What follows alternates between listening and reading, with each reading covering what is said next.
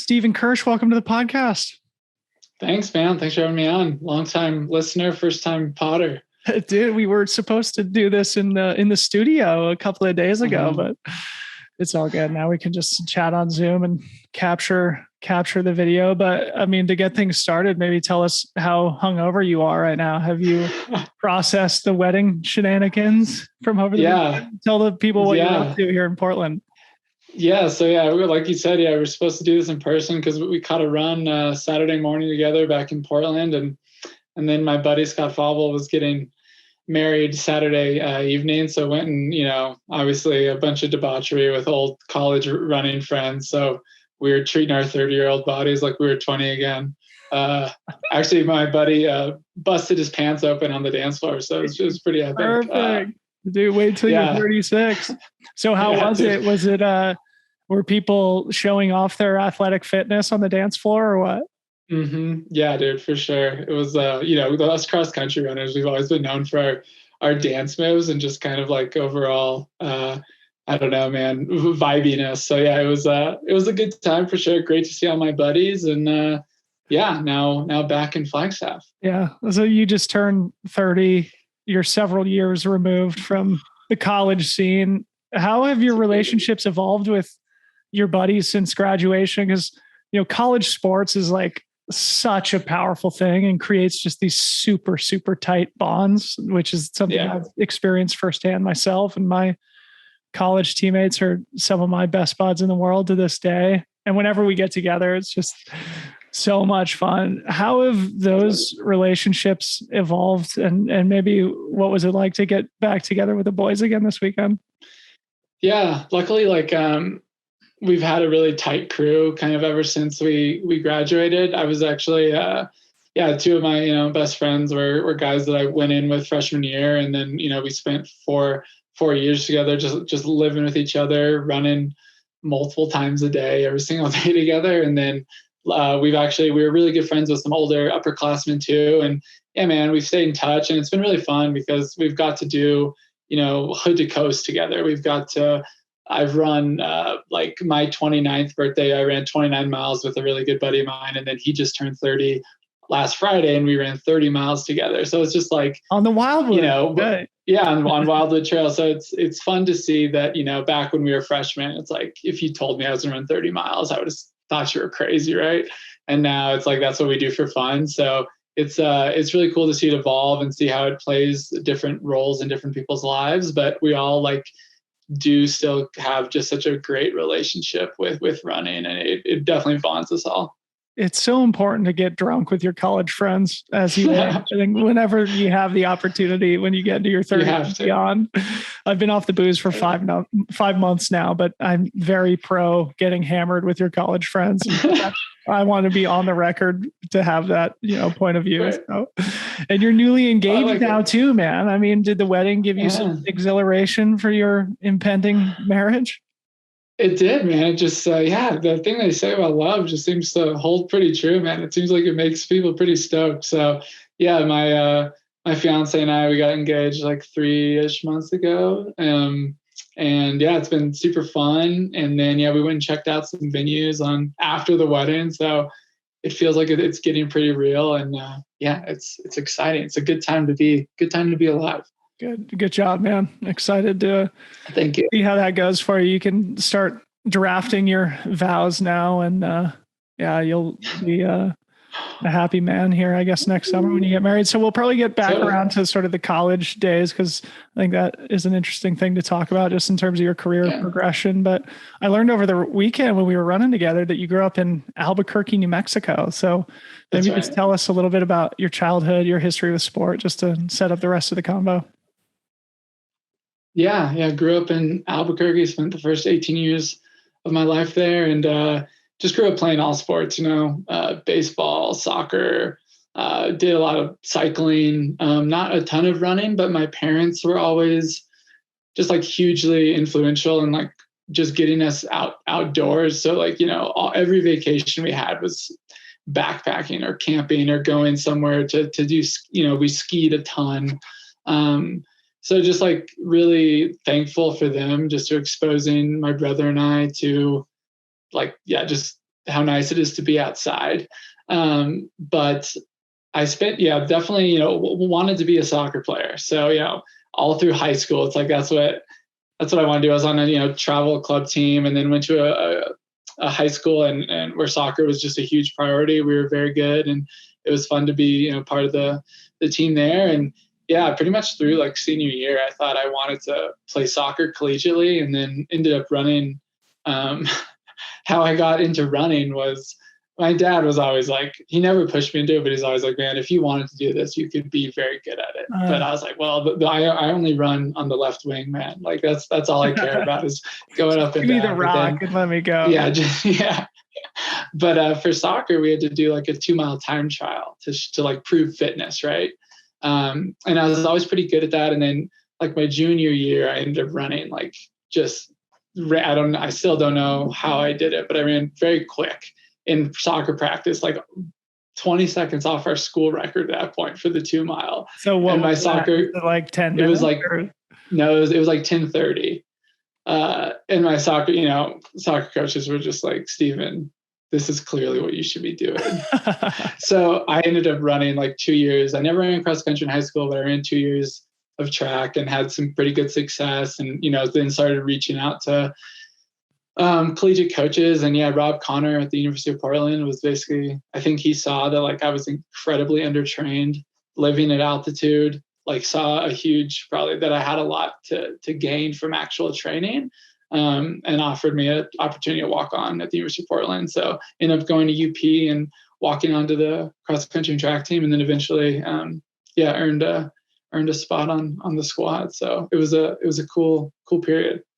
Yeah, amazing. So let's get to that in a sec. But yeah, when we were finishing up our run on Saturday, you asked me if I was going to be watching the Premier League championship. And I said, nah, bro, I got to watch the NCAA lacrosse tournament, right, which is a Memorial Day tradition.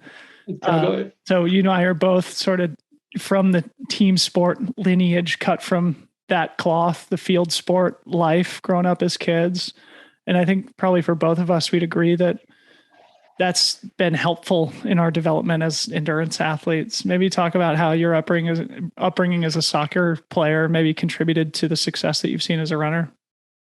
Yeah, well, I think first of all, just being part of a team has always been hugely important to me and very fun, right? Like getting to share that, like the whole journey with people is always way more fulfilling than just kind of going at it on your own. And I've seen that collegially and then even post-collegiately, as I kind of waded through what I was trying to do with my own running, I've always kind of come back to some sort of like team or like deep friendship that then goes in my running. But then also it was just super helpful, man, to be going into college like severely undertrained because I was PRing like every single weekend, and like that just like lit a fire in me. Whereas I saw guys that I came in with freshman year who were blue chip recruits or whatever, had trained a ton in high school, but then were kind of petering out in college, and you just saw their love for it go away, because the performances just weren't there. So I think my love of just camaraderie and being around a team, but then also being able to just truly like running is one of those things where you get in what you put in, you get out of it what you put into it, and like to see that firsthand with like the maturity, not that I was mature at all in college, but like maybe a little more just like, but like a little more understanding of, okay, this is like, if I keep training and I'm going to keep seeing these results like that, definitely like fed me all through all 5 years that I spent running in the NCAA. Yeah. So going back to talking about your coach, it sounds like he saw some potential in you and gave you the opportunity critically that you needed. And I think that's really important in life, right? When you have the desire to work hard, sometimes you just need somebody to give you a chance, to give you an opportunity.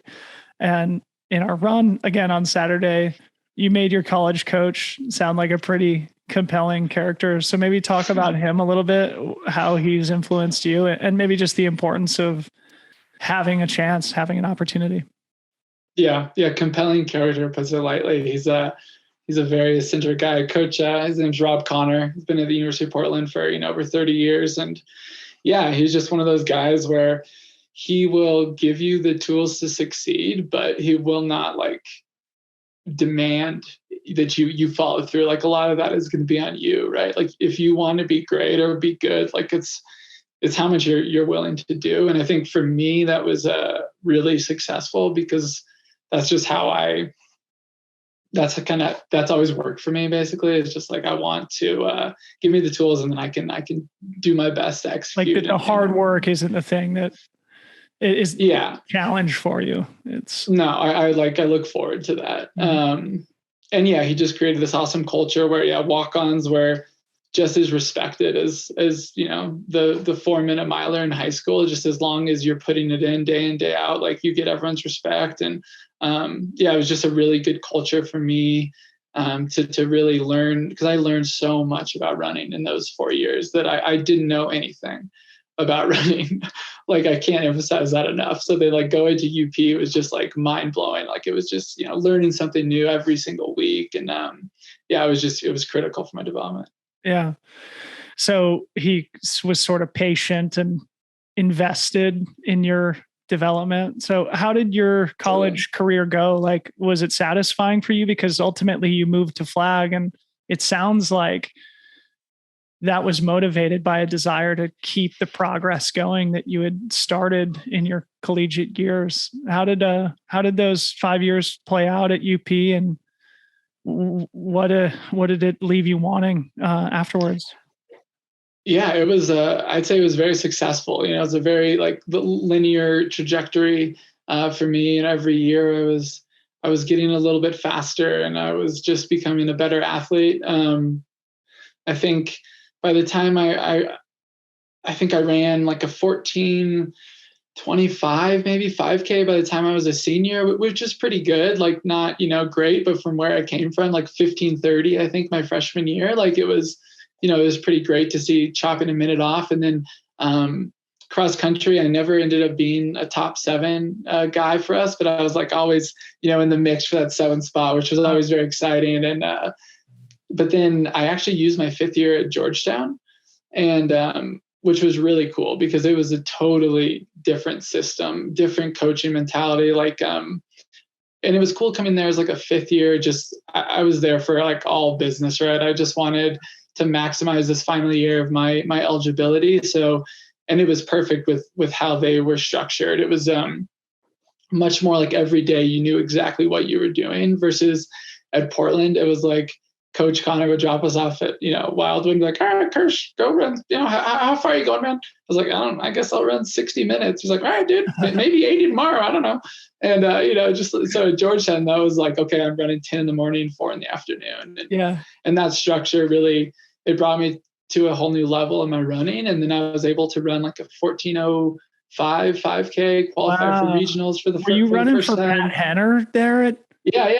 I'm like an adopted Georgetown Hoya, because I have a couple of buddies who ran there collegiately. Andrew Bumble, who's recently retired Nike marathoner who now works at Nike. He and I run together a bunch here in Portland. And shout out to my buddy Levi Miller, who's the guy who sort of put Bumby and I together, two dear friends. But they both ran at Georgetown, and so I'm like an adopted Hoya basically. So dude, I know all about the program. yeah, it's a great program, and it just kind of like elevated me to a whole new level of running. And then from there, was just encouraged to the Olympic trials were coming up that next year, because I graduated in 2015. So I wanted to then chase after the marathon standard. So ended up, moving to Flagstaff that summer. Like I'd been talking to Fauble, and he was joining a professional team out here. So we were like, I don't know, man, I guess I don't know what I'm doing, but if you're doing that sounds cool. Thought I'd only be out here for a little bit as I kind of trained, and ended up training under Mike Smith. And he got me very fit and was able also to former Hoya, right? Mike Smith. That's right. Yeah. So, I ended up running the Olympic trials qualifier in the half marathon to then qualify me for the marathon.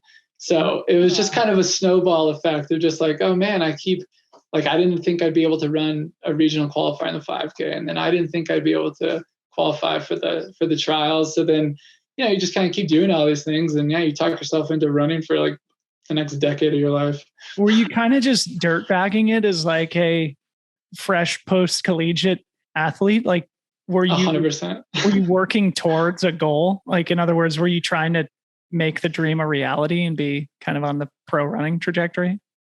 Totally. Yeah. Like I moved here without a job. So I got hooked up with a job at the local sushi bar where I was working. It was actually a pretty cool schedule. I worked like 10 to 4. So I could run in the morning and then run in the evenings, and then sometimes you'd work that night shift, which got a little crazy. But yeah, so I was definitely dirtbagging it for about, the first year I was here, just trying to piece things together. And yeah, I think running is all about convincing yourself of the impossible, right? Like trying to tell yourself that, oh yeah, I can run 2:10 in the marathon, even though you really haven't done much to tell yourself you can do that. But like, yeah, that was the dream for years, was to make it as like a pro marathoner. And just kind of, I'd have little glimpses where it seemed like that was a possibility. And then I'd get injured, or, I'd have the marathon would absolutely eat me alive. So yeah, it was a rough couple of years, but it was also very fun. And again, just learned so much about running. So then it wasn't long thereafter where you kind of connected with the Coconino Cowboy crew, as that whole thing was really growing into an international phenomenon. Yeah. And so you guys became a group of guys who were able to achieve great things and push each other to be really, really great athletes on the circuit. So talk about the transition from being a road athlete and what your exposure was to trail running before you kind of got connected with that Flagstaff scene there, and what that period of your life was like.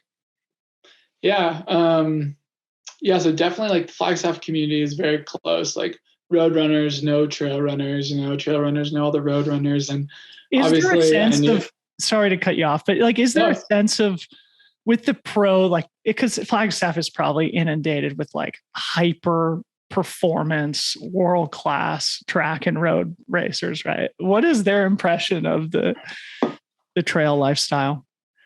I definitely think it's gotten way more respected, especially as I've done my part in trying to drag some road guys on trail runs, just so that they can kind of see what we get up to. But no, I think there is a healthy dose of respect. And a lot of that was, we'd show up to some of their group runs on Sundays and hang with them, right? And like, it wasn't like, there definitely is the thought, right, that the trail guys are just too slow for the road stuff, which in the grand scheme of things, for sure, probably, like, a lot of us aren't going to be able to run a 2:10 marathon, 2:08 or whatever. But like, I think they're getting to be a little bit closer together. And I especially think in Flagstaff, there's a healthy dose of respect. And like, I definitely respected Tim and Jim, when they were just starting out the stuff, because Jim would show up to these group runs and just be like pressing from the gun. I was like, okay, this guy's a bit nuts. And I remember following him really closely in 2016. Yeah. No, not at all. At the Western States, like that was kind of my first insight into like, oh wow, this is like very impressive and very fast. And definitely like, I wasn't fully committed yet in 2016, but it was definitely like, oh man, I think this is something like I would want to do one day. And then seeing the success that, Tim Ferrick's had, Cody Reed, and just really good guys doing some great things. And I remember in like 2018, I think I had like a back-to-back long runs. And I remember I did this 18 miler with Jim where he wouldn't call it a trail run, but back then I would for sure call it a trail run. And there was just some climbs that I had just, never done in my life. And Jim is just dusting me, just kind of making fun of me the whole time. But it really gave me some insight into it. And good way to get better. It's a good way to get better. It was a good way. Yeah, hang on the wheel of Jim Walmsley. Yeah, so getting dragged along by those guys. Yeah. And I guess there wasn't really a moment where I was just like, okay, now I'm going to do trails, but just like having those guys around and then becoming friends with them first. And then kind of, they were just always so welcoming anytime they wanted to just bury me in the canyon. They're happy to bring me along. So there was a few pretty rough goes early on. And then it just kind of organically, I fell into just to doing it. Awesome, man. So I think this is a good time to sort of transition to talking about your professional life and creativity in general. This is something that we spent the majority of our time talking about on our run over the weekend. So maybe just give a quick intro to Rabbit Wolf and its origin story for the audience. Yeah, Rabbit Wolf Creative is the content studio agency that myself and my partner Ryan Sterner run. And I started it with another dear friend of mine, Sarah Cotton. We started it in 2017 in Flagstaff, and she was always. I met her at Georgetown, and she was always away like doing art and photography and stuff. And I thought I'd always been interested, but never thought it could be really a career for me. And then I just remember, we were like talking at a brewery one day, and I was like, well, could this be like a business, you think? And I wasn't doing anything. I was running, and I was just working in Flagstaff at, jobs that I didn't want to actually turn into careers. Mm-hmm. So we ended up, convincing some people to trust us to do some really early like photography work. And then that rolled into a few like video projects. And we ended up looping in Ryan because I had met him. We had both helped start Sidious magazine. So I knew him through just like the internet, basically Slack channels and stuff. And I knew he was interested in helping out. So he hopped on board with a few early projects. And then eventually Sarah wanted to pursue some other stuff, and she moved away from Flagstaff, and Ryan and I just kind of took it on full time. And we've been doing it since pretty much 2018 full time, and have turned it into something that we really love. We do a lot of like brand storytelling, narrative stuff that lives typically on social, YouTube, that kind of thing, photography, videography, and we're growing and having a good time. Where did you develop your creative skills? Were you the type of kid who grew up with a camera in your hand, or were you always intrigued by art? Where did that come from? Yeah. Early on, like we'd go skiing, and I would make our little ski videos of me and my buddies, at the terrain park, and just Booty for the boys. Yeah, dude, exactly. Doing that, a lot of that kind of stuff. I loved like messing around in iMovie, like in middle school, and then in college, I actually I ended up finding this like lab at our school that had these computers that just had fully installed like Adobe Suite, like Photoshop and Illustrator. And I didn't know what I was doing, but it was just fun. Like now I look back on it, it's like, that's how I killed time. I'd just go down there and like mess around. It's like, that probably spoke volumes, like what I was actually interested in. Yeah. So again, I think looking back, it makes a lot of sense that I've fallen into what I do. But I think in the moment, I never really thought of myself as like a quote unquote creative. I just something I really like to do. But like photography was pretty new to me until like Sarah had to show me how to use a camera, like I didn't know anything. And then it's just been a lot of YouTube tutorials since then. Really? So kind of a self-taught creative.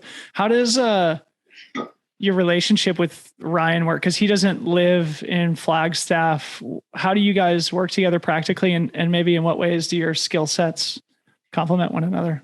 I'm fascinated about this because like we were talking about over the weekend with my partner, Ryan, like it's been, I think, critical to, whatever moderate degree of success that we've had, which is not much, but, just like how our skill sets are so asynchronous, right? And that like we get along super well, but like we don't do the same stuff. And it's been a net positive to our ability to work together. Does that resonate with you and your relationship with your partners? Definitely a little bit. Ryan actually, it was really, really advantageous. He actually lived here for almost a year.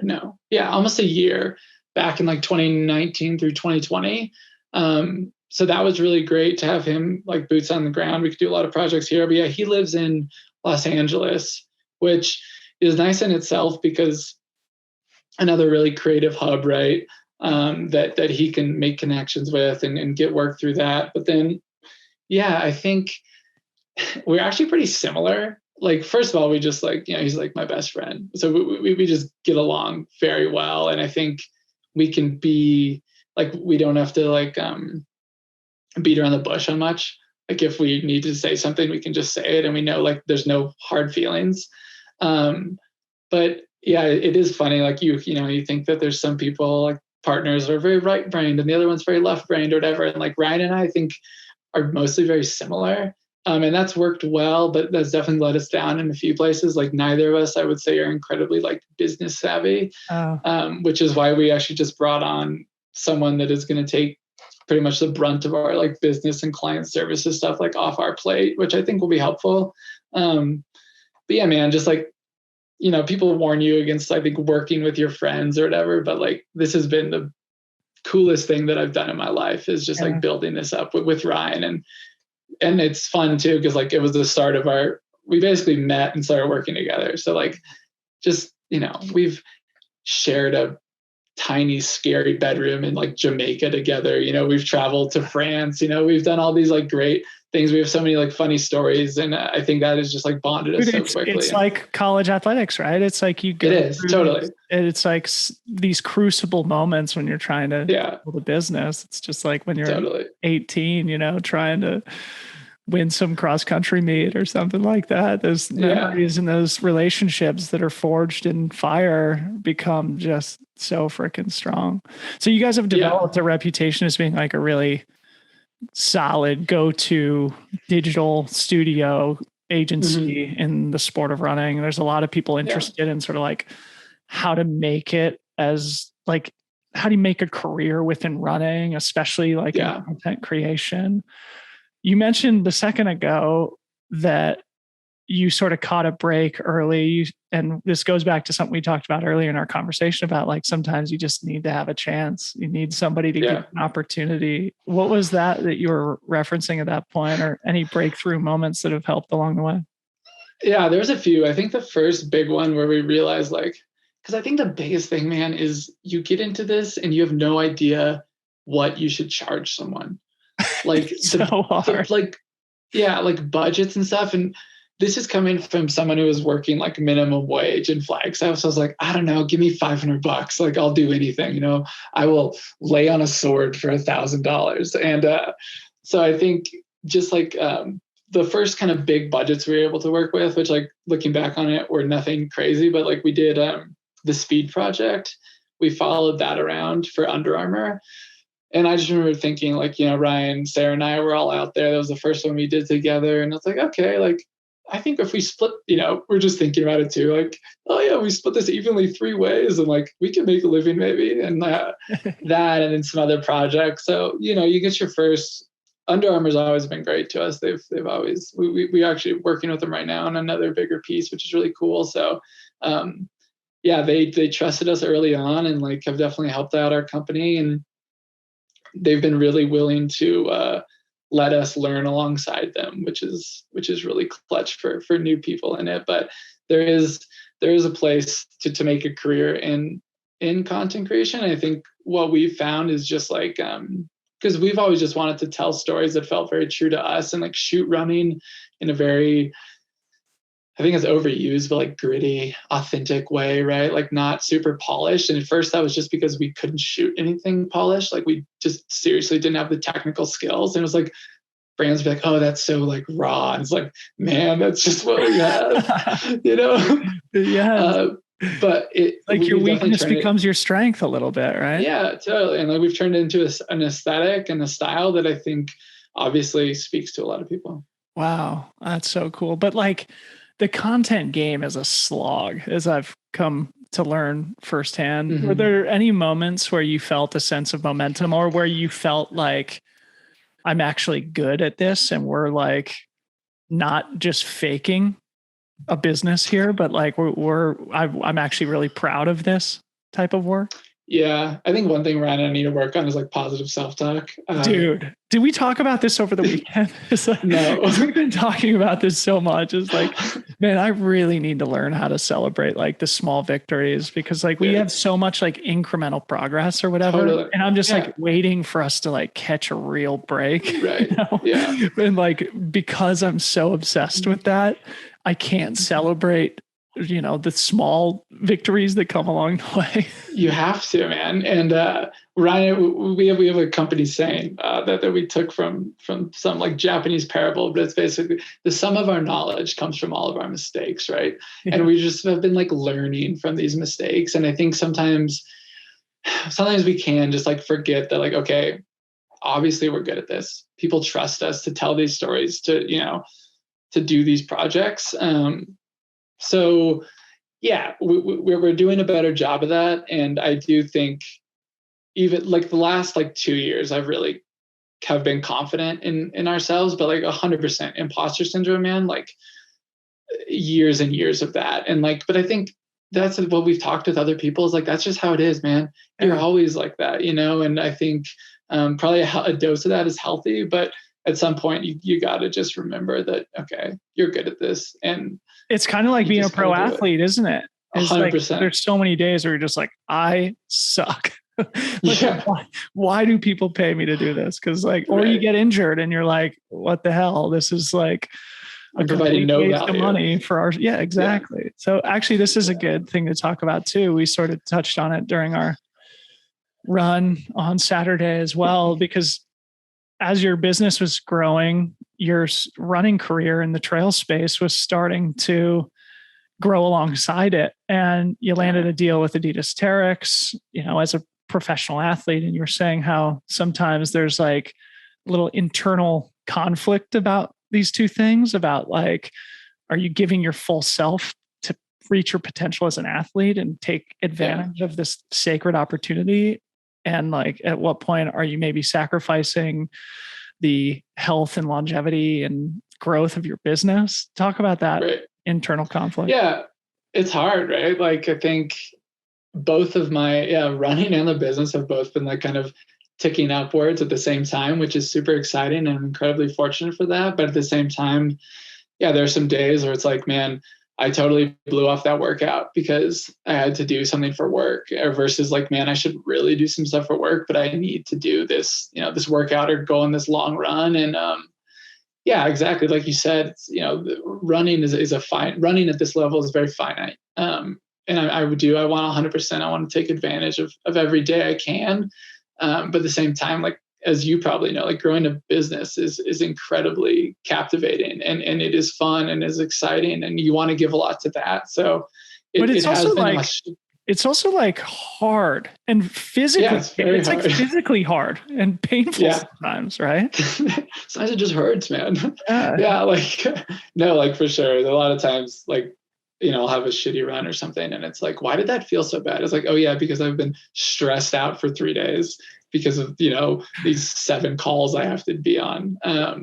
So it can be hard to balance, but I also try to keep it all in perspective. Like, I'm incredibly fortunate that I have this is pretty flexible. Like, I get to work from home even in non-pandemic times. I don't have to be in an office. I set my own hours. So sometimes you got to be a little creative with it. But there is definitely some internal struggle that happens on both ends. Yeah. Do you think that your career or your lifelong experience being an athlete has helped with this project in entrepreneurship, which is, like we were just talking about, completely exhausting, that comes with so much like imposter syndrome and self-doubt? Do you feel that like being an athlete and like knowing how to train and knowing how to endure and just continue to put one foot in front of the other has served you well in building a business? Yeah. I mean, I think endure is the best way to put it. And I think running is just such a beauty. Like, I have not found a better metaphor for life. Like, and I'm probably incredibly biased because I love running so much, and you can extrapolate it to everything. Like, you're going to have these highs, you're going to have these lows, right? And it's going to suck sometimes, but if you just it's like 100-miler, man. As long as you just keep going forward, like, you're going to get there.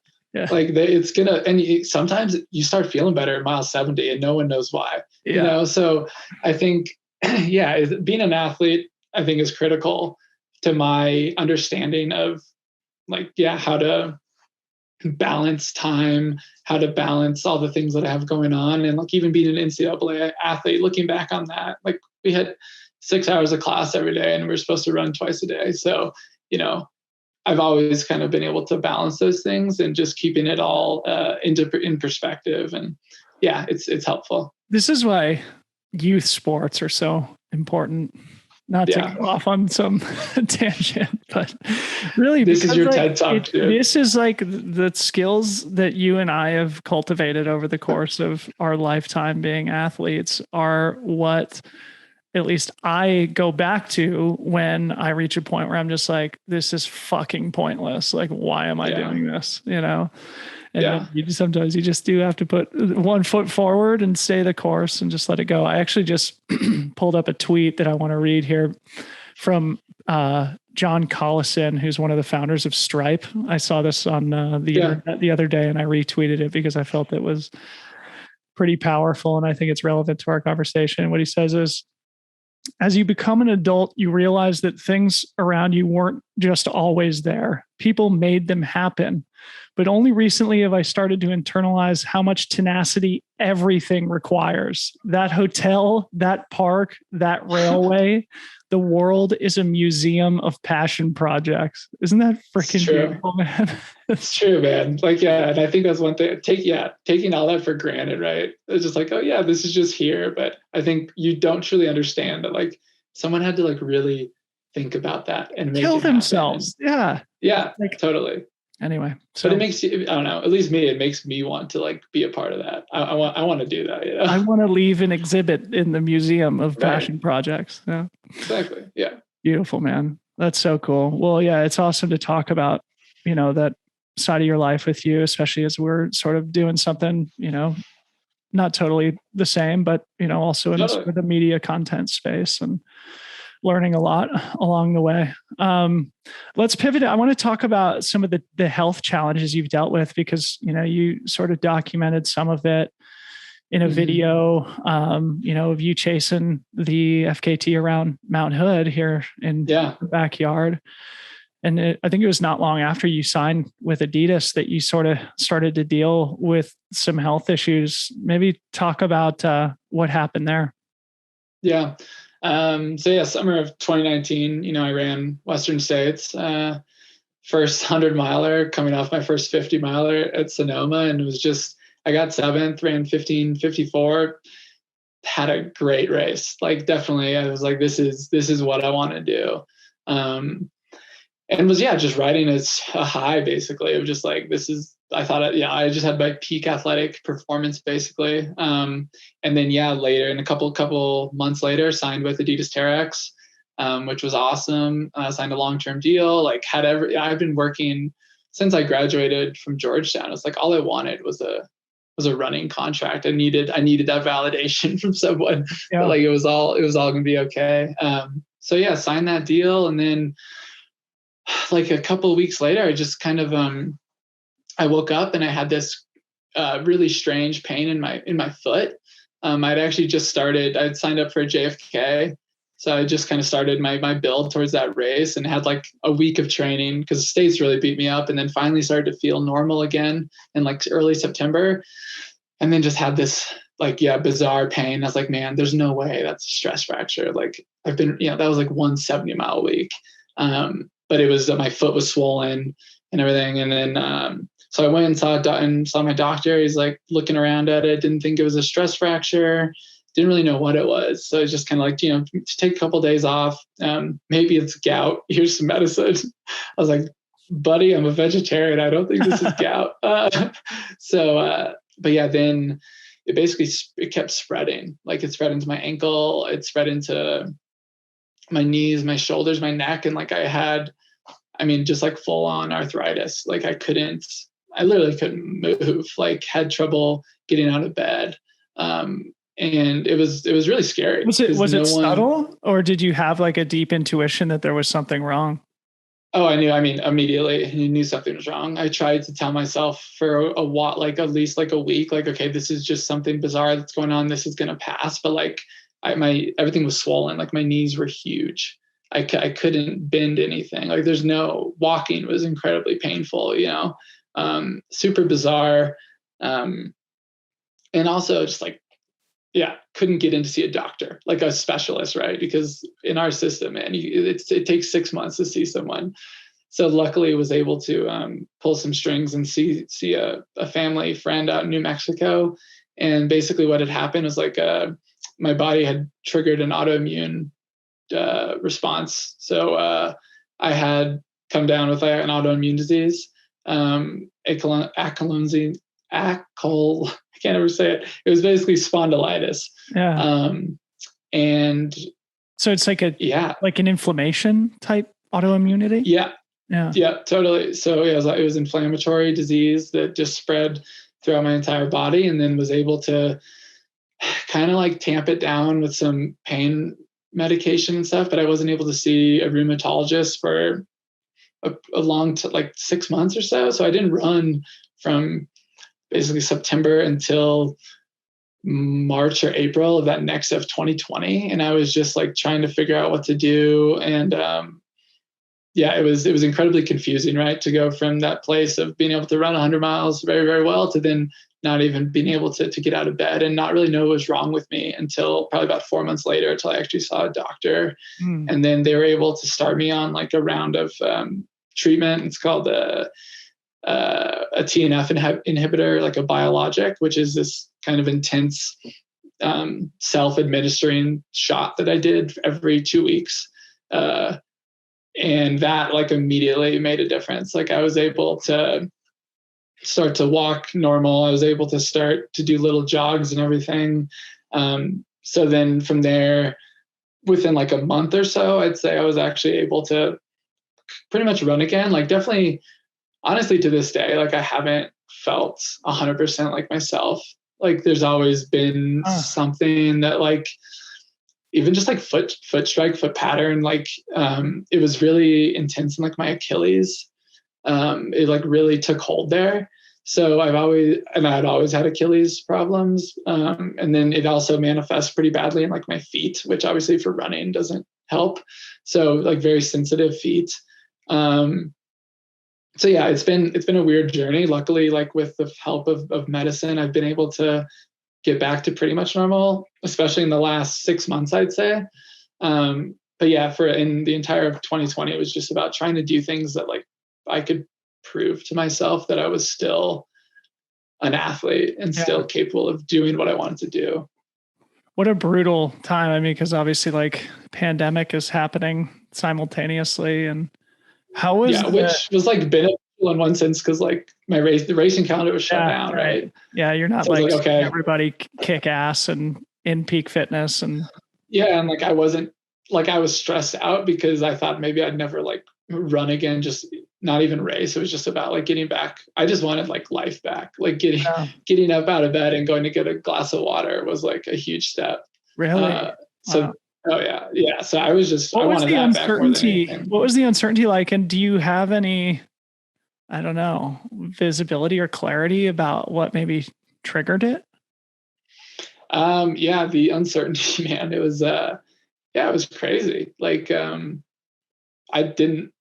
was many months where I was just like, I just thought it was over, right? Yeah. Like in terms of like my athletic life, like I had just fallen into an incredible opportunity with Adidas. And then it was pretty much like wiped. My slate was clean. I felt like I was starting from zero. Still really haven't been able to like just pinpoint exactly what happened. But I've also just, it was a good opportunity to reframe a lot of things and like the gratitude that I try to leave the house with like every day now. And like I said, even like, it sounds silly, but just like walking around the house and not limping is like huge. Like it's amazing. Well, bro, if it makes you feel any better, I was struggling to hang on when we were running together on Saturday. So you're still a really good athlete. Are you still taking medication to address the issue? Yeah. I don't know if that's a personal question, by the way. I don't know if that's like against. No. Like, it's something I have to do the rest of my life. Really? Yeah. Oh, yes. So it's been, again, like that's been a huge mindset change, is like, this isn't something that's going to go away. There is no cure for autoimmune diseases. Right.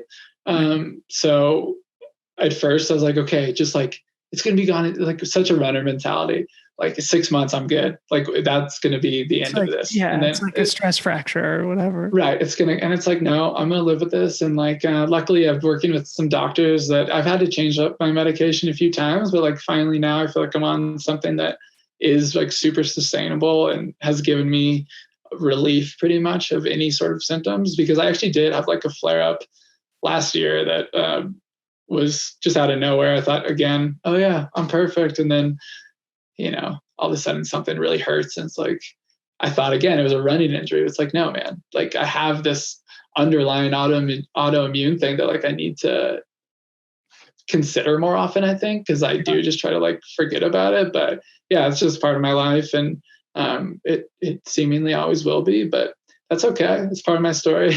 Yeah. You just kind of alluded to it, but I'm curious if there's any major learnings from the experience. Obviously, in these crucible moments when we're challenged to our core, oftentimes you come out of it with a new appreciation or with just like a new perspective on life. Anything there that you've sort of taken from this really challenging period? Definitely just gratitude, like being so grateful for the ability to move freely without pain. And then I think also just being way more empathetic to people and like what they're going through.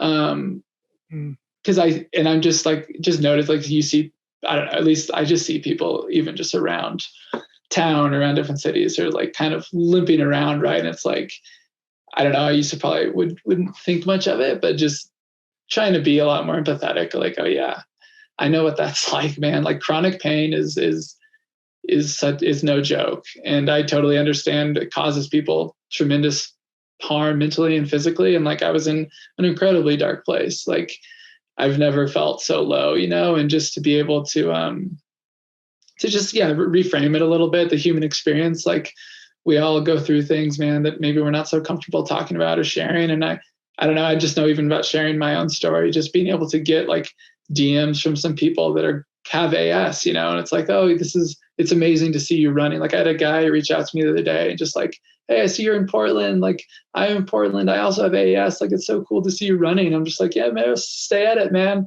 Like, I hope, it's like, it's a community of people that I never thought I'd interact with. And I think at first I was really afraid to do that because I didn't see myself as someone. I'd always been very healthy. I'd never seen myself as someone that would struggle with like a lifelong illness. So yeah, man, it's humbling for sure. A million times over, I've been humbled throughout the last, 3 years. Awesome, man. Well, thanks for sharing it. And yeah, it is a powerful thing just to talk openly about it and share the story. You never know who you're going to impact. Let's talk about your career a little bit because we haven't talked a lot about running. Yeah, man. That's usually how this goes. Yeah, exactly. For me. On this show, it's like running is a peripheral subject. Anyway, like you mentioned before, you've finished 7th at Western States now twice, 2 solid performances, but probably for somebody at your level, the type of races that make you feel like you could do more, right? Like that you could have 100%. Done better. Even that first one in your first race at Western States, running under 16 hours. And then last year in really tough conditions, doing it again. But you made the conscious decision not to return to the race in 2022, even though you had a top 10 ticket. Talk about that decision. Yeah, it was a hard decision because I love that race. That race is what like got me into, it made me dream about being at that race. Right. So it's huge in my life, hugely impactful. But I think I alluded to this before in some conversation or a post or something. It was just like, I feel like I skipped some steps in my career a little bit, just going from, I ran some 50Ks and then got talked into doing Sonoma, and like a golden ticket literally just like fell on my lap. It was like a minute after I finished, like Seb Speller. You got to Seb Speller doesn't want his ticket. Do you want it? I'm just like, yeah, I guess. Like I hadn't really gone into that wanting a golden ticket, but at the same time, like I'm not going to give it up. So, and then like that race, it was so much fun, man. Just so cool, being so naive about it, going out way too hard, and then just brutal finish to it. But yeah, this year, and then like I'd had some success too. I had a really good JFK in 2020. I ran 5:27, which 5:27 until super fast. Adam Peterman came along, it was the third fastest time. God damn it, Adam! For God's sakes, dude, that guy. But yeah, this year I just went into it knowing that I think I just wanted to race more. Like, Western States takes up a huge chunk of your year. And I just wanted the ability to race and recover, because you see these guys and girls in Europe that are racing like every other weekend. It looks like so much fun. And I'm like, oh man, do they not feel like complete shit after a race? Like, that sounds kind of nice. So yeah, I started the race with started the season. I did Chuckanet 50K, which went well. Another fast time, led by our dear Adam Peterman. Again. Yeah. And then did Madeira 60K. So another like really short effort. But it was really fun. And then doing Broken Arrow 26K, Sierra Zanal, and then CCC. So yeah, just trying to race more, trying to like gain as much experience in the sport. And then also I just want to soak up the racing, man. It's like why we do it, and I think I'm a guy too, though. I could train all year and not race and I'd be totally fine. I think really? I love training. I just love running. But I think getting myself into environments where I am pretty uncomfortable is very helpful and will just lead to more success down the road. So this was a year just about learning more. I think it's wise. I mean, obviously, when you have a ticket to Western States, there is a massive temptation to just be there, even if it's not what motivates you, or if you don't feel like you're ready for it. And I think to your point, oftentimes athletes don't give themselves the chance to really develop, and they do skip some steps just because their sponsors want them to race Western States, or the 100-mile distance is quote unquote the most important and gets the most media attention. And I think also it's such a good point about just how freaking hard Western States is. Like, you see the finishing times and it's like, oh, it's just a downhill race. It's flat, like, whatever. But that race just absolutely shreds people, especially when you're on the gas the whole time at the front. Yeah. And like, I don't know. I think I understand why people go back. If you keep getting that ticket, like the allure is just, it's huge. And I know that I can do much better than I've done at that race. And I 100% want to go back and, contend for a win. But I thought like this year is only going to help me, because if I can have this like wide ranging experience where I'm feeling sensations in races like this 26K, that's going to hurt, man. Like, that's some stuff that I've gotten really comfortable with, just kind of like plodding along. Jogging. And not like, and it's like, I want to like hurt a little bit. Not that obviously Western States hurts, but it's different. So yeah, my thought process was just, why not try to soak up some different experiences and try to hit Western States out of the park in a couple of years. Yeah. And you were saying also that you're still going to be there, so you'll get to soak up the vibes and the good feelings of Western States. Talk about what you and Rabbit Wolf team are going to be doing. Yeah. So we have been really fortunate to work very closely with Adidas Terrex as their kind of production partner in North America for the last like 2 years or so. It's on their Terrex stuff. So we're going to go make some content around the 3 ladies of Terrex that are running there. We got Ruth Croft obviously coming back after getting second last year, hoping the top returning finisher on the women's side. I haven't put my absolute machine. I haven't put my fantasy team together yet, but I think she might be the early favorite, at least in the household. Yeah, her, and then Emily Hoggood, who was I think 7th female last year, she's returning, and then Taylor Nowlin, who got her golden ticket at Black Canyon. So 3 like super talented ladies, and 3 ladies that probably will contend for top 10. Yeah. Awesome. Yeah. So let's keep talking about your athletic life, and just like, I'd love to hear a little bit more. We talked about how you're coached by David Roche and how you have always, like me, been somebody who's responded well to coaching, and maybe just talk about sort of like, as somebody who does enjoy the training and the grind, doesn't necessarily need the validation of racing. How do you maintain that feeling throughout the year? Because I think I definitely struggle with that, of just sort of like burning out on the grind of training and needing a race in order to, feel like I'm doing anything relevant or, worth my time. So maybe talk about your and David's relationship and your just like strategy with how you approach the sport and training altogether. Yeah. I think it was after JFK in 2020. I did a little bit of thinking, and I had been totally self-coached up to that point for the ultra running career. Obviously, like being around, the Cowboys, it was pretty easy to get fit. Maybe the science was probably lacking a little bit, but the effort was always there. The volume and the effort was never lacking. The science was lacking, but so I'm pretty sure the science says just volume plus effort. So right. No, so I always had like a really good situation here in Flagstaff, but then just with JFK, I was writing a lot of my own workouts because I just knew it was gonna, I needed to be able to run a fast marathon. So I think I just got a little bit of burnout, just having to think about the run and then also to execute the run was just not that much fun for me. So I reached out to David in like start of 2021 and just asked him if, he'd help me out a little bit. Just because, I wanted to wake up and know what I was going to do and just do it. Cause that had always worked for me. Like if you tell me to do something, I'm going to do it, for better or for worse. I guess it's a pretty big, I just like doing the work with running. David's been great, man. He's definitely helped me out. He's a big proponent of taking a day off a week, which was really hard for me to come around to. Like I definitely snuck in some runs. And I think a lot of that was just ego, right? Like I had to have those Strava numbers, man. I did the same thing when I first got a coach. Yeah, it was like totally on the day off. You want it. Yeah. Just go do a run and don't put it on the training peaks or whatever you're using.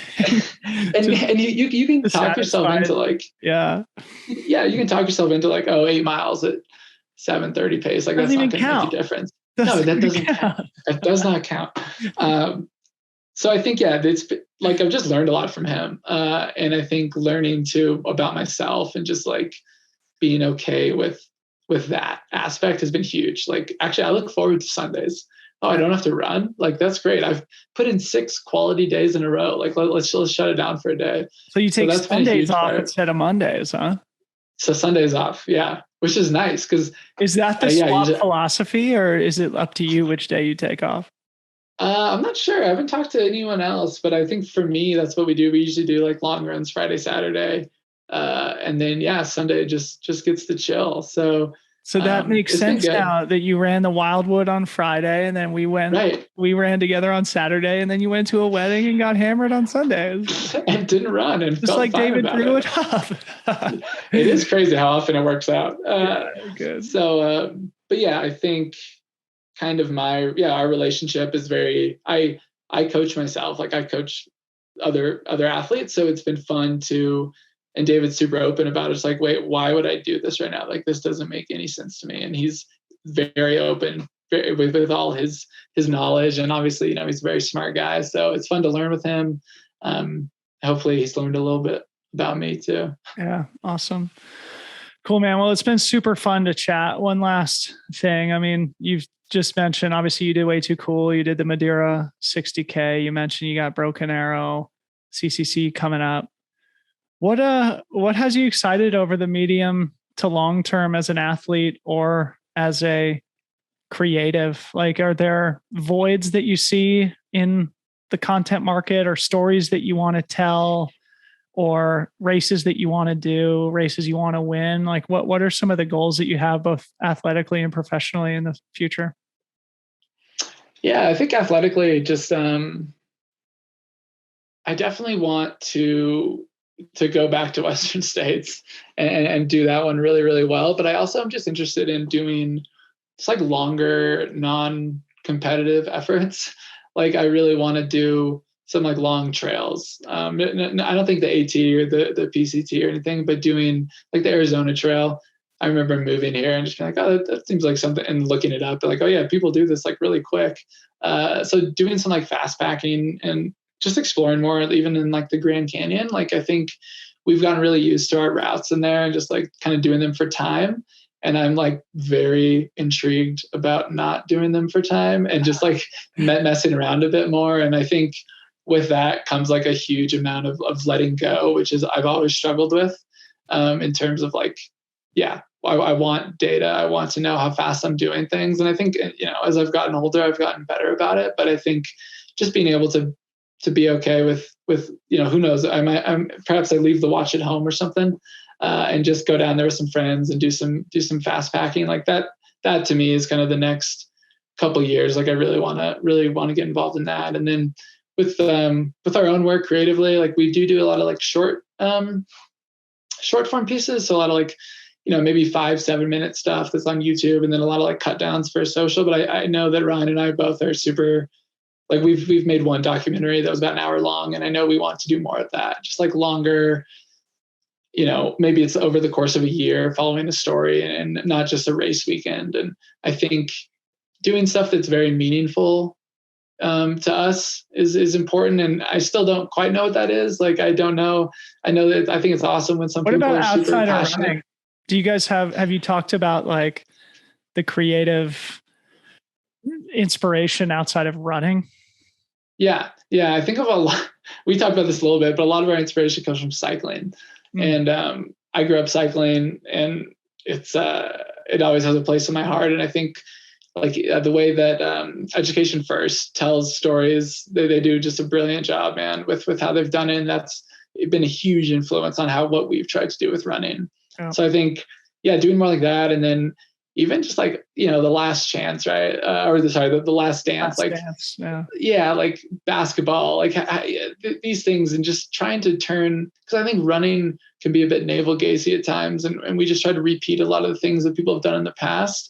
And I think trying to bring in other influences, even like scale, like I want to get a fisheye lens on a really bad quality camera, like a skate camera, and I just like want to turn running into like skateboarding or something. It's like these are the things that we always talk about. It's just like, how can we do something that looks different in the running space? And I don't know if it's for everyone, because I know that trail fans are used to maybe a certain kind of content, but I think we're slowly trying to turn that on its head a little bit.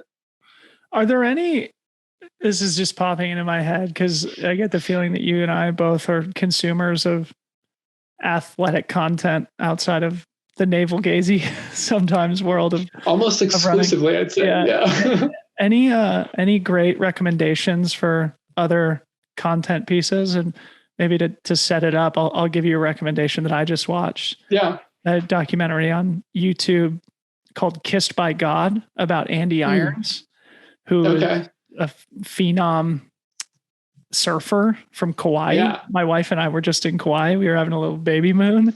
And while I was there, of course, I like went down the rabbit hole of like, who are the iconic surfers who came from this island, and learned about Andy Irons, whose name I had heard, but whose story I didn't know anything about. Freaking amazing documentary. You have to watch it. I'm going to write that down. It'll get you inspired. Any recommendations from your end? Yeah, there's actually a surfing movie on HBO, a documentary that I really like. I think it's called Mavericks. It's about like it's like the Kelly Slater era, like when they were all together, like growing up in Hawaii, like super young. You're talking about Momentum Generation. Momentum Generation. Amazing. Dude, I remember Ryan and I watched that and we're just like, oh dude, this is kind of it. Like, this is really good. Life-changing doc. So yeah, that one's good. And then, man, I'm gonna look it up real quick. There's a great documentary on the Avid brothers on HBO. It's called May It Last. And it's the Avid brothers are like a folk duo, singers, songwriters, and just like the way it's just like a beautiful storytelling and the way it's shot and everything. So I think, those two have definitely made an impact the last couple of years. Sweet, man. I'll check that out. Yeah. Well, Kersh, bro, it's been awesome to have you on the pod, and thanks for sharing some miles with me on Saturday. I'm glad you're recovered from your hangover. Look forward to seeing you at Western States. You'll be carrying a camera this time rather than ripping through the canyons yourself. And then I guess the weekend before, I'll be shouting your name into a microphone on the live stream at Broken Arrow too. So hopefully I'll do my best to make it that way, man. Oh yeah. And we're doing like a panel discussion in That's right. Palisades that weekend too. So you're going to have Kersh overload the next couple weeks. No, that's cool, man. Thanks so much for coming on the show. Yeah, good seeing you.